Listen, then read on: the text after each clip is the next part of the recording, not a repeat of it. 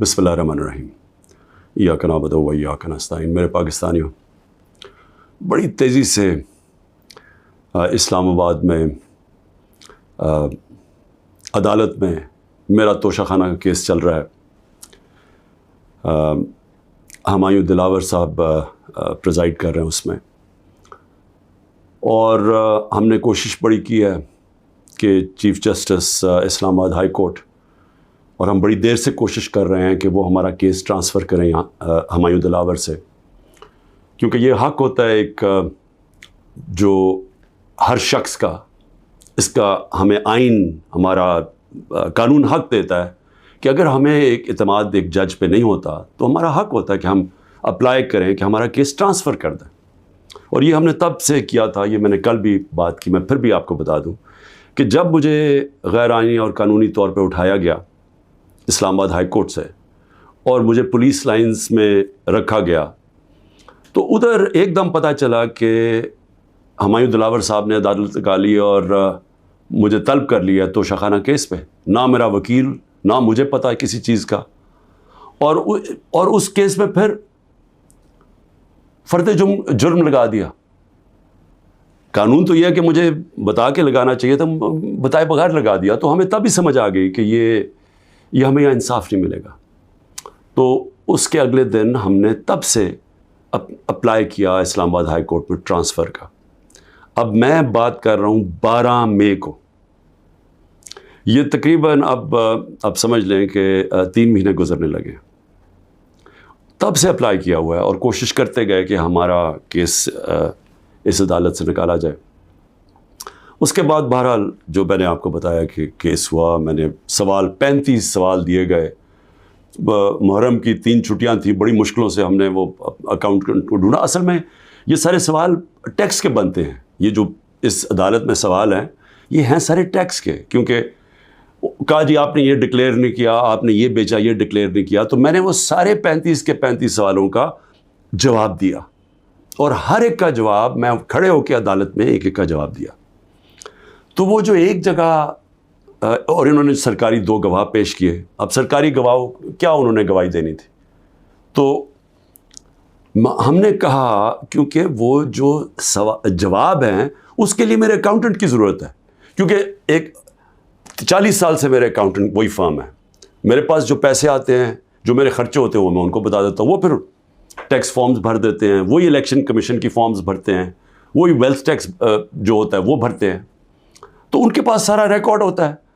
तो अब मैं तो नहीं जवाब दे सकता कई चीज़ों के। तो मैंने गवाह के अंदर अपने अकाउंटेंट को कहा कि वो बैठे, और वो जो ख़ास तौर पे एक जगह पे बात फंसी हुई है कि जी पैसे तो आप शो कर रहे हैं, लेकिन पैसे के ऊपर आपने ये नहीं लिखा कि तोशाखाना का पैसा था। अमाउंट पूरा है लेकिन तोशाखाना वो नहीं लिखा। तो ये अकाउंटेंट ने बताना था कि वो फॉर्म उसने जैसे भी भरी, क्योंकि फॉर्म तो वो भरता है। बहरहाल 1 घंटे का टाइम दिया गया और कहा कि 1 घंटे में अब ये नहीं पहुंचेगा तो चलो। अब अकाउंटेंट 1 घंटे में कैसे पहुंच सकता है? ये कोई मिलिट्री ट्रायल तो नहीं हो रहा। उसको विटनेस ख़त्म कर दिया, और भी हमने बुलाए हुए थे विटनेसेस जिन्होंने गवाही देनी थी इन्हीं चीज़ों के, और जो मेरा हक़ है। अब एक फेयर ट्रायल होता है कि आपको मौका मिले कि मुझे एक्यूज़ करें, मुझे मौका तो दें कि मैं अपनी सफाई पेश कर सकूं। नहीं मौका दिया गया, और बड़ी जल्दी सब कुछ तेज़ी से किया जा रहा है। छुट्टियों में कभी ट्रायल नहीं होता। ये आजकल अदालतों की छुट्टियां हैं, छुट्टियों के अंदर डे टू डे ट्रायल हो रहा है। जल्दी पड़ी हुई है कि किसी तरह ये बस जल्दी से ख़त्म हो जाए। मौका भी नहीं दे रहा है। एक दिन क्या हो जाएगा कि 1 दिन डिले हो गया, 2 दिन डिले हो गया, कौन सी क़यामत आ गई है? विटनेसेस आए, हम तो मुतमईन हो जाएं कि हमने अपना केस पूरी तरह लड़ा है। लेकिन छुट्टियों के अंदर भी जल्दी पड़ी हुई है कि किसी तरह फ़ैसला आए। हालांकि हम सुप्रीम कोर्ट में भी हैं, और इस्लामाबाद हाई कोर्ट से मुझे कहना पड़ता है कि मैं काफ़ी मायूस हूँ कि वो ना फ़ैसला करते हैं, वो खींचते भी जाते हैं। वो पूरा मौका दे रहे हैं कि ये जब फ़ैसला आ जाए, यानी अगर हमने ट्रांसफ़र का इतनी देर अप्लाई किया हुआ है तो कम से कम फ़ैसला तो करें। वो करते भी नहीं है। बहरहाल वहाँ भी उनको भी मैंने कहा, बड़ी देर का कहा हुआ है कि हमें chief justice Islamabad high court पर मुझे कोई एतमाद नहीं है। जब मुझे उठाया गया वहाँ से, आप सोचें कि मुझे गैर कानूनी और आइनी तौर पर उठाया गया उनकी अदालत से, और उन्होंने उसको लीगलाइज कर दिया। यानी असल में तो उनको इलीगल करना चाहिए था سپریم کورٹ کو تو جانے کی نوبت نہیں ہونی چاہیے تھی. ان کی عدالت میں بیٹھا ہوں, شیشے توڑ کے, ڈنڈے مار کے, وکیلوں کو مار کے, وہ بیچارہ رجسٹری اسٹاف ان کو ڈنڈے مار کے, اور مجھے گھسیٹ کے لے گئے وہاں سے ان کی عدالت سے, اور چیف جسٹس نے کچھ بھی نہیں کیا, بلکہ اس کو جائز قرار دے دیا گیا. اس کے بعد جو اس سے پہلے ٹرین کیس تھا, 3 ممبر بینچ بیٹھا, دو ججز نے واضح طور پہ کہہ دیا کہ مینٹینیبل ہی یہ کیس, چیف جسٹس آپ فیصلہ نہیں کر رہے, وہ بھی لٹکائے ہوا وہاں. اور ہمیں اعظم سواتی کو بہت اعتراضات تھے, انہوں نے لیٹر لکھا کہ مجھے اعتماد نہیں ہے آپ کے اوپر. تو نہ وہ اپنے آپ کو ریکیوز کرتے ہیں, نہ ادھر نیچے سے ریکیوز کر رہے ہیں.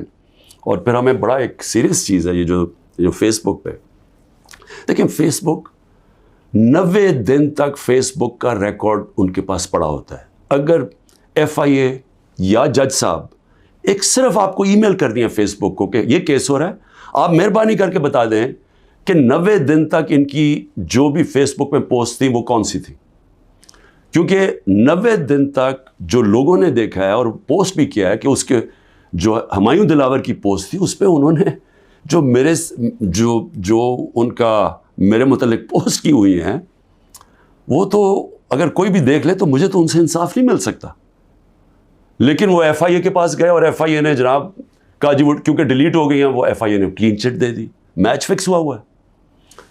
ابھی بھی اگر آپ کسی کو انصاف کی فکر ہے چیف جسٹس اسلام آباد ہائی کورٹ کی یا FIA کو, تو بڑا سیدھا ہے کہ ایک ای میل کریں اور فیس بک کو کہیں کہ ہمیں 90 دن کا دے. اس میں پتہ چل جائے گا کہ کیا دلاور صاحب مجھے انصاف دے سکتے ہیں یا نہیں دے سکتے.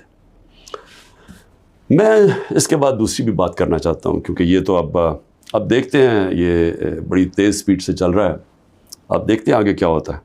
لیکن ابھی تک تو کوئی امید نہیں نظر آ رہی کہ جو فیئر ٹرائل ہوتی ہے وہ مجھے ملے گی, جو میرا رائٹ ہے. دوسری چیز یہ جو انہوں نے 2 بلز اسمبلی میں لے کے آئے بڑی تیزی سے, پتہ نہیں انہوں نے کتنے بل پاس کر دیے 1 گھنٹے کے اندر, کوئی 15 نئی لیجسلیشن لے آئے. وہ گورنمنٹ جو جا رہی ہے 15 لیجسلیشن, 8-10 لوگ بیٹھے ہوئے تھے اسمبلی میں, جمہوریت کا مذاق اڑا ہے. نہ وہ بل پڑھے گئے ہیں نہ کچھ ہے, جلدی سے, اور سارا بل کے پیچھے بدنیتی ہے.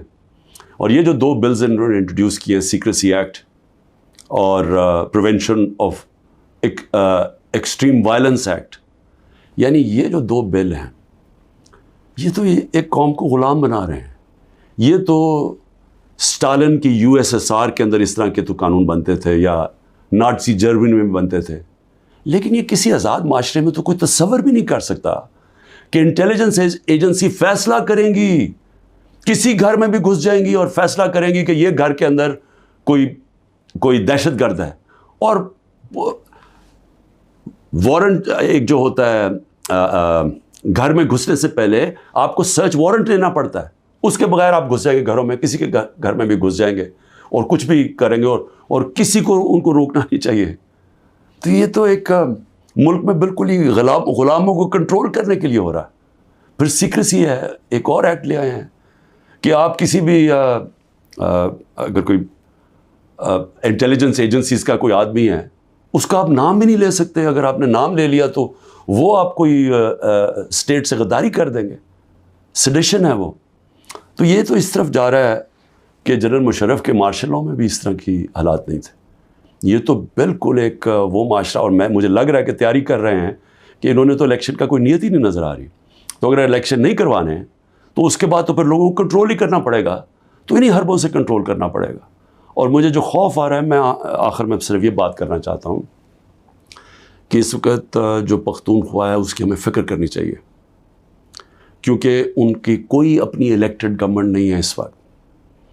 ان لوگوں کو اوپر مسلط کر دیا ہے جن کی کوئی قانونی حیثیت نہیں ہے, اور وہ جو وہاں کر رہے ہیں, جس طرح کی کرپشن ہو رہی ہے, اور جس طرح کا وہاں وہ صوبہ آہستہ آہستہ وہاں دہشت گردی بڑھتی جا رہی ہے, لا قانونیت بڑھتی جا رہی ہے. تو وہ تو لوگوں کو پہلے نوجوان وہاں سارے قبائلی علاقے کا جو جس طرح کی تباہی مچی تھی, جس طرح کی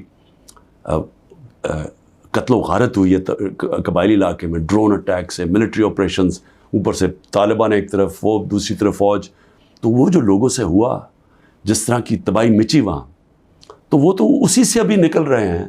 تو اگر یہ اسی طرف چلا گیا پھر سے، تو مجھے تو سمجھ نہیں آ رہی کہ کیا جو اس وقت فیصلے کر رہے ہیں اس ملک کے، کیا ان کو اندازہ ہے کہ نیچے گراؤنڈ کے اوپر کس طرح کا غصہ اٹھ رہا ہے؟ کیا اندازہ ہے کہ جب وہ پولیس لائنز کے اندر جب 100 پولیس والے شہید ہوئے تھے، پتہ ہے نیچے سے کیا آوازیں آ رہی تھیں؟ اور اب جو بجوڑ میں ہوا اس کے اوپر سارے پختونخوا کے اندر کس طرح کا غصہ گیا ہے؟ کیا کسی کو اندازہ ہے کہ یہ کس طرف جا سکتا ہے؟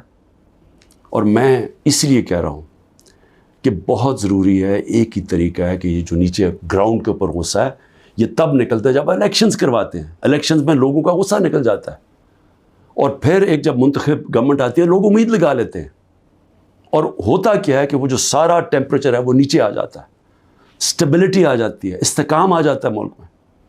تو یہ جو دوسری طرف ابھی کوششیں ہو رہی ہیں، جو لوگ اس ملک میں جن کا جینا مرنا ہے ان کو خوف آنا شروع ہو گیا. جو 12 لاکھ یہاں سے پروفیشنلز چھوڑ کے گئے ہیں اور جا رہے ہیں، آج ہمیں سمجھ آنا چاہیے کہ ان کی امید ختم ہو گئی ہے.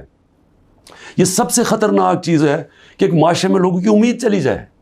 تو جس طرف ہم جا رہے ہیں یہاں تو کوئی روشنی نہیں نظر آ رہی، اور اگر انہی لوگوں نے بیٹھے رہنا یا اسی طرح پاکستان میں الیکشنز کے بغیر ایک کنٹرولڈ گورنمنٹ چلانی ہے اور لوگوں کو کنٹرول کر کے چلانا ہے. میں یہ اپنے تجربے سے ایک تاریخ کا ایک طالب علم ہوں. میں آپ کو بتانا چاہتا ہوں جو سیاست میں ایک زیرو سے ایک پارٹی آج سب سے بڑی ماشاءاللہ پاکستان کی پارٹی ہے، جو میرا تجربہ ہے عوام کا، میں آپ کو کہنا چاہتا ہوں کہ یہ پاکستان کو ادھر لے کے جا رہے ہیں. جو لوگ سمجھ رہے ہیں کہ وہ ڈنڈے کے زور سے اس ملک کو کنٹرول کر لیں گے، وہ سمجھتے نہیں ہیں، عوام کی سوچ نہیں سمجھتے، نہ وہ تاریخ جانتے ہیں، نہ وہ پولیٹکس سمجھتے ہیں، اور وہ پاکستان کے لیے بہت بڑا خطرناک اندھیرے کی طرف ہم لے کے جا رہے ہیں. پاکستان زندہ باد.